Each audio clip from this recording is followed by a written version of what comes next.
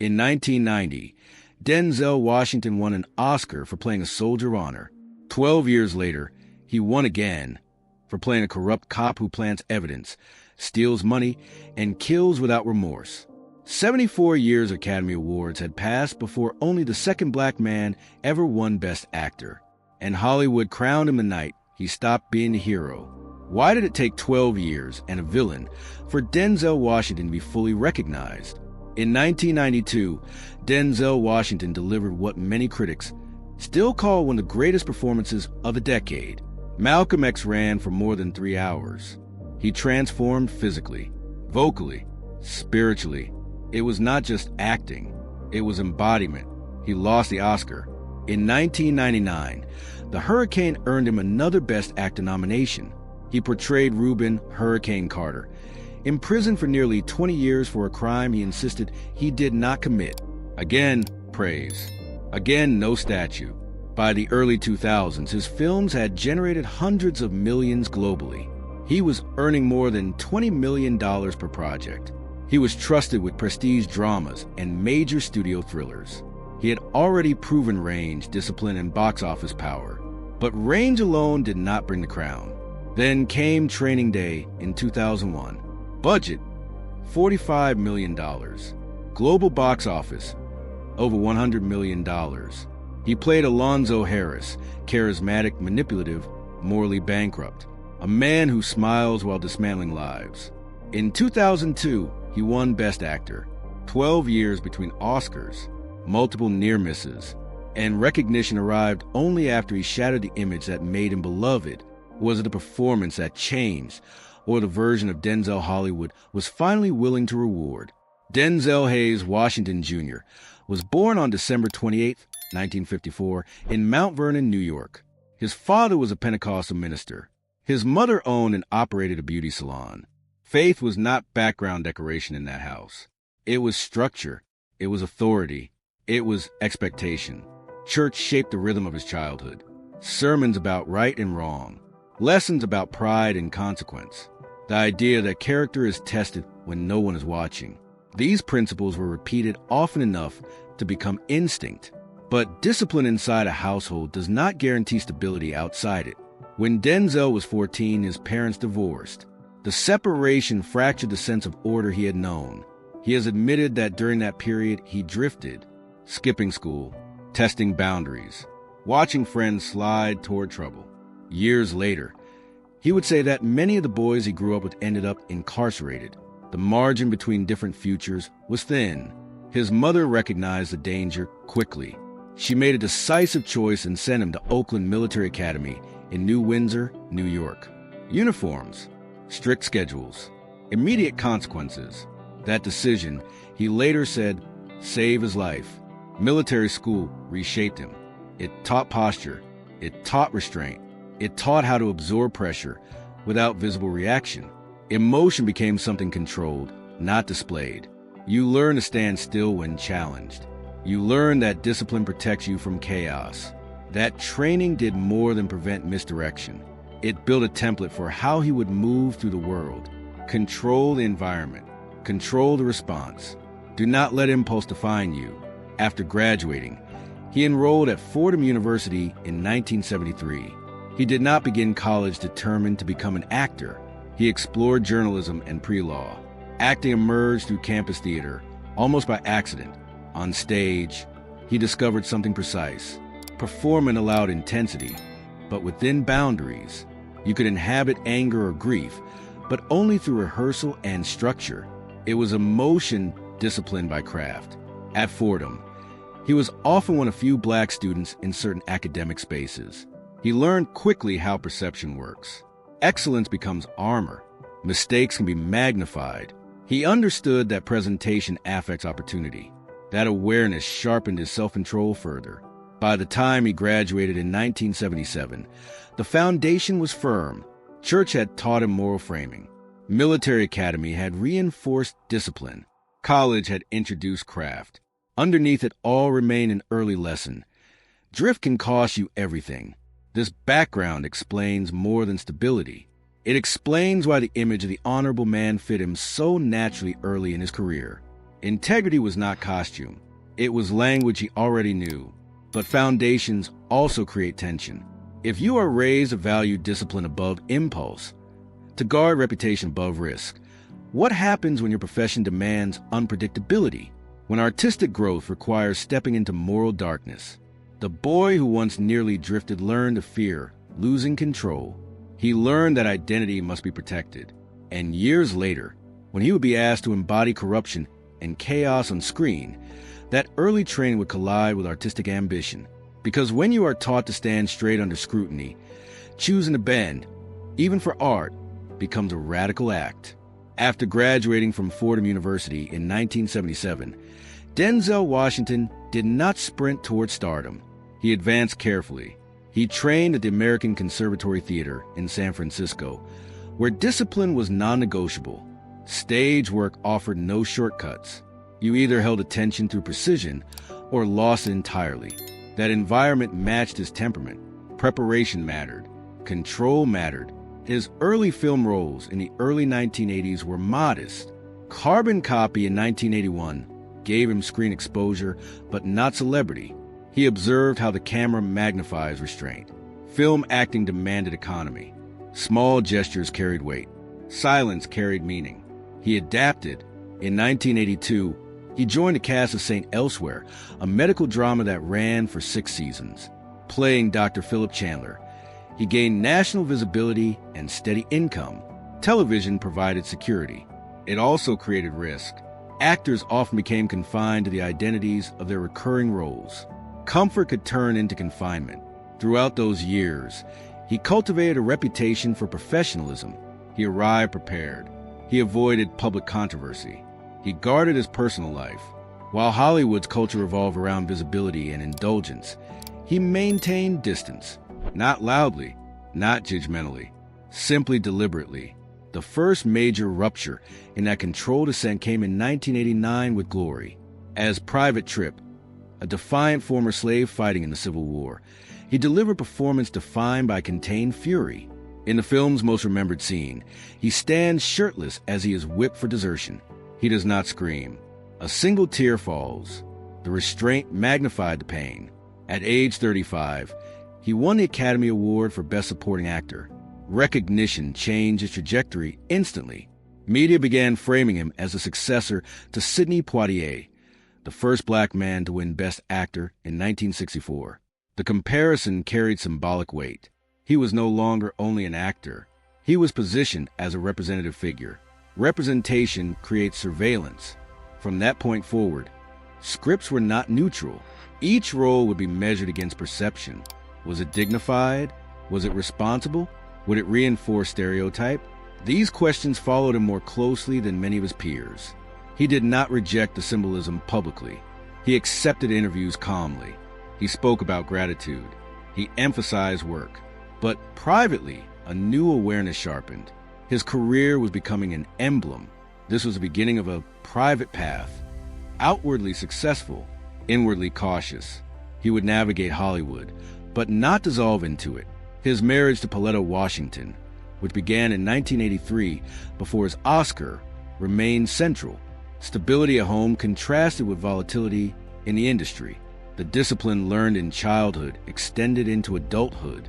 Protect the core, manage the perimeter.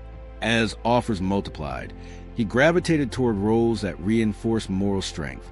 Authority figures, leaders, men defined by steadiness. The image solidified quickly. He was intelligent, controlled, trustworthy. That image opened doors. It also narrowed perception. He had entered the system and won its approval. Yet approval comes with expectations. Once an industry labels you as a moral anchor, deviation carries risk. The path he walked was successful but monitored, respected but constrained. And as the spotlight grew brighter, a question began forming quietly. If you are rewarded for being the hero, how much freedom do you have to explore the villain? The 1990s elevated Denzel Washington from respected actor to dominant leading man. His name alone carried authority. Studios invested confidently. Audiences trusted him instinctively. He was not simply cast in films. He anchored them. In 1992, Malcolm X became a defining moment. Directed by Spike Lee, the film required total immersion. Denzel transformed physically and vocally. He studied speeches, cadence, posture. The performance tracked Malcolm's evolution from street hustler to disciplined leader. Critics described it as monumental.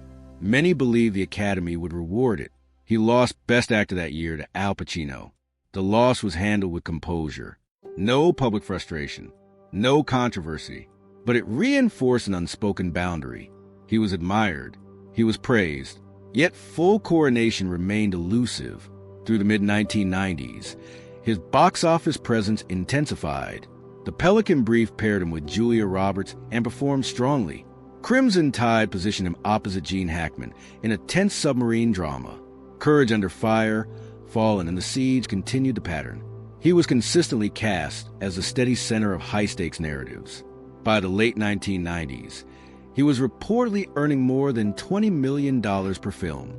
His projects collectively generated hundreds of millions globally. Financially and professionally, he stood at the summit. But summit brings repetition. His characters shared traits: controlled, intelligent, morally grounded, military officers, investigators, lawyers, leaders under pressure. The audience began to associate him with integrity itself. He was a reliable figure in unstable worlds. Reliability is marketable. It is also limiting. In 1999, The Hurricane earned him another Best Actor nomination. He portrayed Reuben Hurricane Carter, a boxer imprisoned for nearly 2 decades for a crime he claimed he did not commit. The role required fury contained within dignity. Again, he received acclaim. Again, he did not win. The pattern solidified. He could embody historical figures and moral resilience with depth, but recognition seemed selective. At this peak, the spotlight intensified not only around performances, but around his image. Interviews emphasized discipline, family, and stability. He was frequently described as composed and grounded. Public narratives framed him as the industry's moral anchor. The image hardened. When an actor becomes synonymous with virtue, deviation appears risky. The industry had embraced him as a dependable hero. Audiences expected reassurance when he appeared on screen. That expectation generated security. It also narrowed artistic space. For an actor trained in discipline but drawn to complexity, that narrowing creates tension. Art demands unpredictability. Growth demands discomfort. Yet stepping outside a beloved image carries cost. It can disrupt trust. It can threaten brand stability. For a black leading man at the top of the industry in the 1990s, deviation carried additional scrutiny. The peak, then, was not purely triumph. It was accumulation, money, influence, praise, and expectation. The higher he rose as a symbol of integrity, the more fragile experimentation became. Success can feel like freedom. It can also feel like containment. By the turn of the millennium, Denzel Washington had proven range, discipline, and box office dominance. But he had done so largely with a moral frame the industry found comfortable. The question sharpened quietly. If the world loves you for being the hero, are you still allowed to explore the darkness? By the early 2000s, Denzel Washington had become something rare, a black leading man trusted with prestige dramas and major studio thrillers, a box office anchor, a moral presence, an actor whose name suggested stability before the film even began. But stability can become a trap. For more than a decade, he had been associated with authority, soldiers, lawyers, revolutionaries, men who carried ethical weight. The audience did not merely watch him. They relied on him. His presence reassured. That reassurance became expectation. When image solidifies, experimentation feels dangerous. For many actors, playing the villain expands range without consequence. For Denzel, the calculus was different. His career had unfolded under the shadow of representation. His successes were often framed as cultural milestones. His missteps would not be treated as isolated choices. He understood this tension. The industry had quietly categorized him: reliable, principled, dignified. That category guaranteed work. It also restricted risk. Artistic stagnation rarely announces itself. It creeps in through repetition. Similar roles, similar moral arcs, similar applause. The applause becomes familiar. The challenge fades. Inside that comfort, a deeper fear forms. Not fear of failure, fear of irrelevance. An actor who never disrupts expectation eventually becomes predictable. Predictability erodes edge. And edge is what makes performances alive. Training Day arrived at that intersection. The script did not offer moral reassurance. Alonzo Harris was corrupt from the first frame, charismatic, manipulative, violent. He plants evidence. He exploits a rookie officer. He kills without visible remorse. There is no redemptive arc. Accepting the role meant stepping outside the carefully built image of authority and restraint. There were risks. Audiences might reject it. Critics might interpret it as stereotype reinforcement. The industry might question the choice. But declining the role carried another risk. Remaining confined. To play Alonzo Harris required more than delivering lines. It required dismantling posture. For years, Denzel's screen presence had been upright and controlled. Alonzo moved differently. He leaned. He swaggered. He smiled with menace. He blurred the boundary between confidence and threat.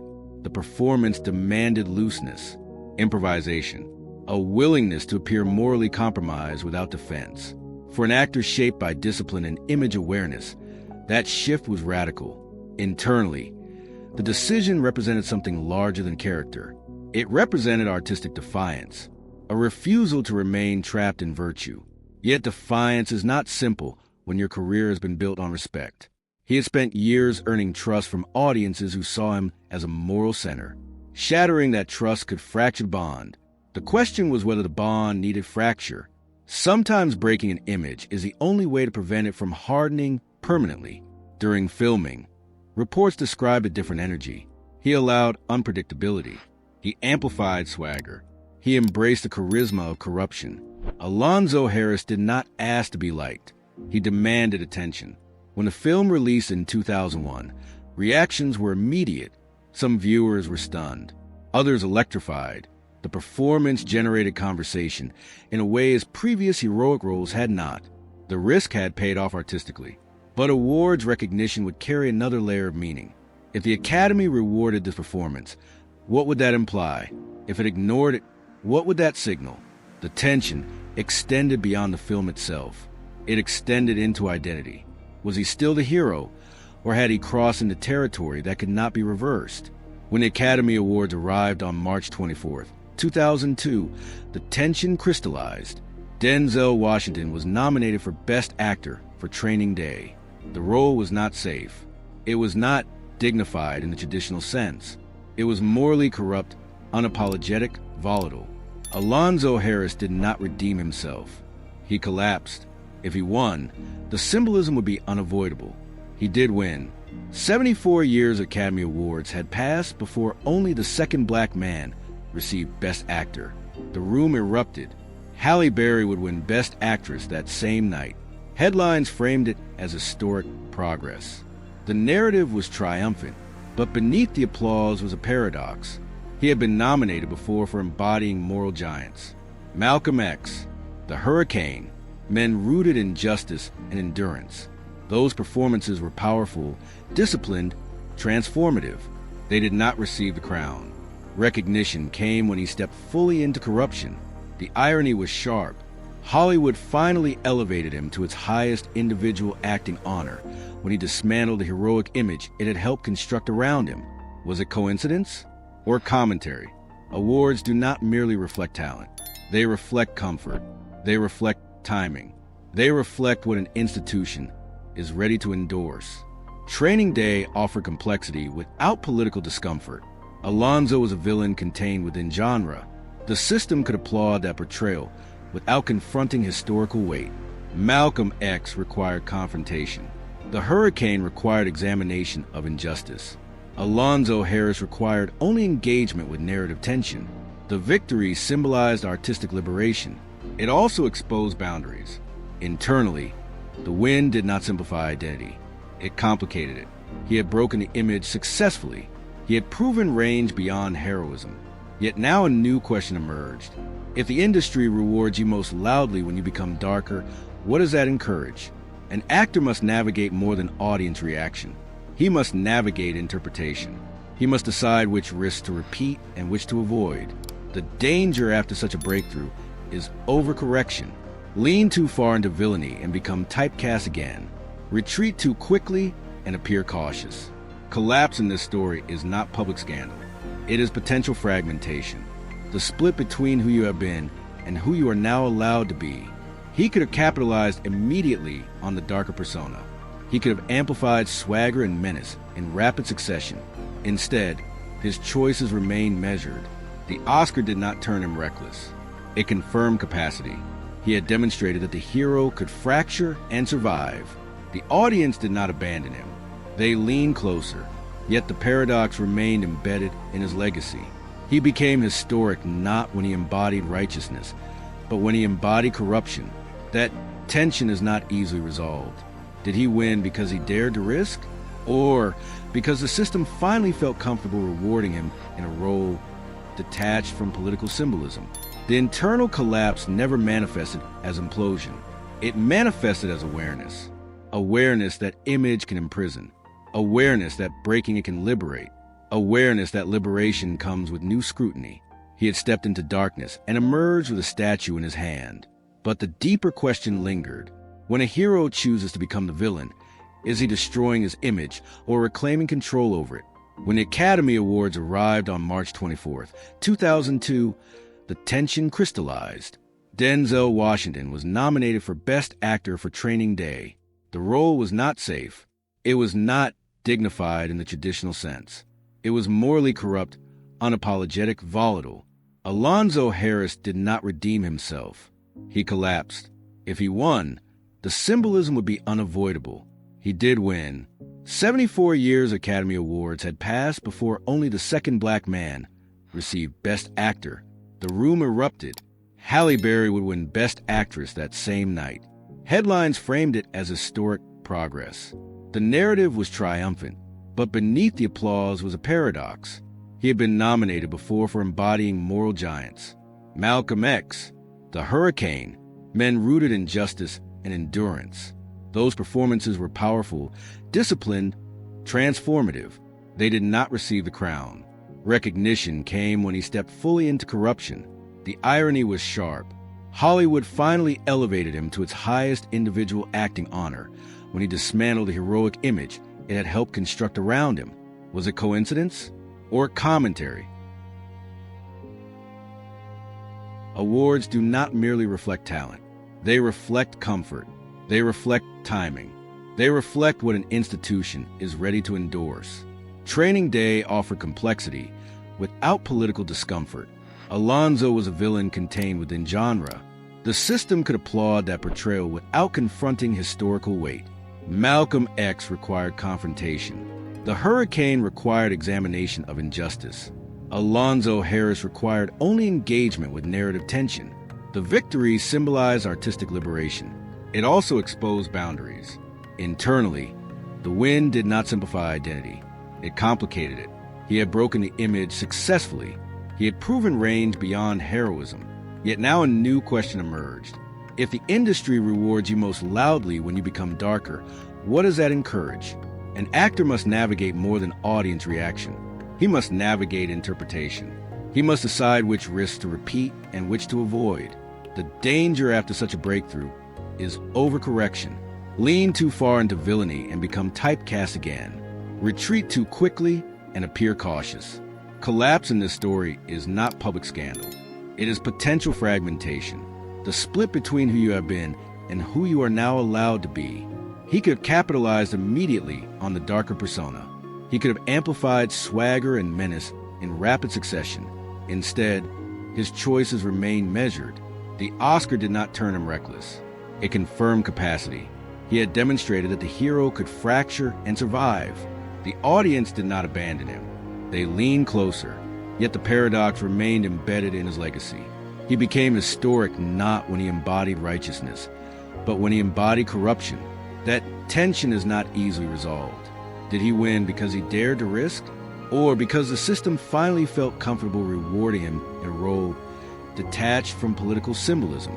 The internal collapse never manifested as implosion. It manifested as awareness. Awareness that image can imprison. Awareness that breaking it can liberate. Awareness that liberation comes with new scrutiny. He had stepped into darkness and emerged with a statue in his hand. But the deeper question lingered. When a hero chooses to become the villain, is he destroying his image or reclaiming control over it? After the Oscar in 2002, Denzel Washington stood in a position few actors ever reach. He had broken the heroic mold. He had been rewarded for it. The risk had worked. Now came the harder question. What do you do after you shatter your own image? Some actors chase the shock again. They repeat the disruption. They lean into the darker persona because it proves range and draws attention. That path can become another trap. Villainy can harden just as heroism once did. Denzel did something more controlled. He did not abandon complexity. He expanded it. In 2004, Man on Fire presented a character who was not clean, but not irredeemable. John Creasy was a former operative drowning in alcohol and regret. He was violent, but broken. His redemption was forged through sacrifice, not purity. The film allowed Denzel to explore vulnerability without surrendering authority. The character felt human rather than symbolic. Then in 2007, American Gangster placed him at the center of criminal power again, but in a different register. Frank Lucas was disciplined, strategic, quiet, not chaotic like Alonzo Harris, not a caricature of evil.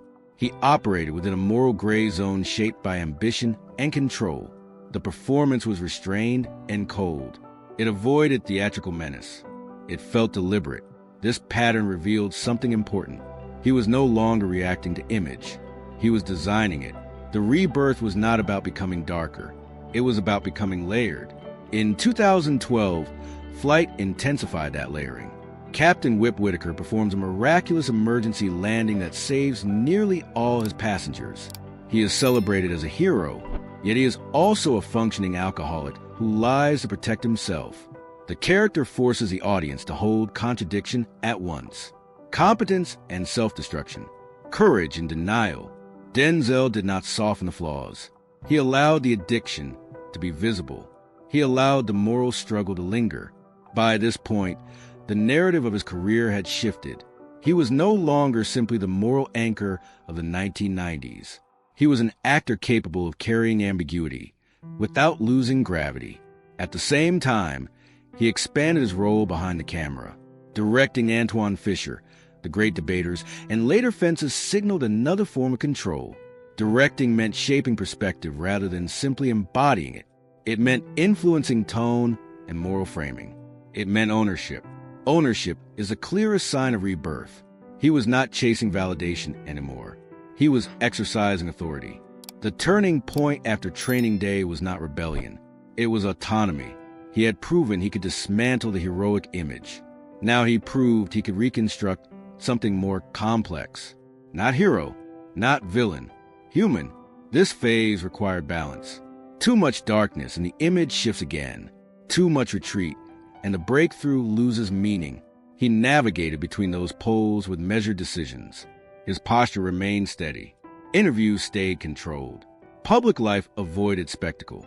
The chaos often associated with dramatic reinvention never appeared. Instead, the reinvention unfolded quietly through roles. He had entered Hollywood as a disciplined presence. He had been framed as a moral symbol. He had shattered that symbol and been rewarded. Now, he stood in a rarer position. He did not need to choose between hero and villain. He could inhabit both. And perhaps that is a true rebirth. Not the destruction of an image, but the freedom to step beyond it without being consumed by either side. By the 2010s, Denzel Washington was no longer competing for relevance. He was defining permanence. More than 4 decades in the industry, 2 Academy Awards, 9 nominations, billions in box office revenue attached to his name. But longevity, not numbers, became the real distinction. Hollywood is built on cycles. New faces rise, older ones fade. Reinvention often comes through desperation. His evolution never felt desperate. After breaking the heroic mold and rebuilding his image through layered roles, he settled into a position of authority. Not loud authority, not political spectacle, professional authority. He returned repeatedly to theater, most notably in Fences. The stage strips away cinematic safety. There are no edits, no retakes. Returning to Broadway after conquering film is not about prestige. It is about craft. It signals that performance still matters more than celebrity. Behind the camera, his influence deepened. Directing projects centered on dignity, struggle, and responsibility extended his impact beyond acting. He was not simply performing narratives. He was shaping them. The legacy of his villain turned in Training Day continued to echo. It proved that a black leading man could inhabit moral darkness without losing stature. That shift widened creative space for those who followed. Complexity became acceptable. Ambiguity became viable. Younger actors began referencing him not only for talent, but for endurance. His career provided a blueprint: build credibility, risk image, regain control, sustain discipline. His personal life remained largely insulated from spectacle. Married since 1983, 4 children, few tabloid headlines. Stability became part of his mythology, but it was earned through repetition of discipline, repetition of boundary. In an industry where chaos often fuels visibility, his restraint became distinctive. He did not market vulnerability. He did not convert personal life into narrative currency. He allowed work to speak first. That choice limited gossip, but strengthened respect. Legacy, then, is not just what he achieved. It is what he avoided. He avoided stagnation by risking his image. He avoided collapse by maintaining discipline. He avoided being trapped in heroism by stepping into villainy. And he avoided being trapped in villainy by evolving again. The most significant shift may not have been the Oscar wins. It may have been the permission he gave himself and indirectly others to reject confinement. In the 1990s, he was the industry's moral anchor. In the 2000s, he shattered that anchor. In the 2010s, he stood beyond it. The arc is clear. He was never only the hero. He was never only the villain. He became something rarer in Hollywood, a leading man allowed to be complex without losing trust. And complexity is the hardest legacy to maintain. Because once an actor proves he can be both light and shadow, the audience no longer expects reassurance. They expect truth. And truth sustains careers longer than perfection ever could. 2 Oscars, 12 years between them, 74 years of Academy history before only the second black man won Best Actor. Those are the numbers that will be remembered. But numbers alone do not define the arc. Denzel Washington began as the disciplined son of a preacher. He became Hollywood's moral anchor. Then he shattered that image of the corrupt cop who smiled while destroying lives. And the industry crowned him for it. The paradox is unavoidable. He was admired for being safe. He was immortalized for being dangerous. The transformation was not rebellion for shock value. It was reclamation. An actor refusing to remain trapped inside virtue simply because it was comfortable. A performer choosing growth over predictability. Many careers fade because they cling to a single image. Others collapse because they chase reinvention recklessly. His path moved between those extremes. Break the image. Rebuild it. Maintain control. The hero was never erased. The villain was never permanent. Both became tools. That is the real aftermath. He did not destroy his legacy by stepping into darkness. He expanded it. And perhaps the quiet lesson hidden inside his career is this: a legend is not someone who is always righteous. A legend is someone who dares to step into shadow and returns with greater authority than before.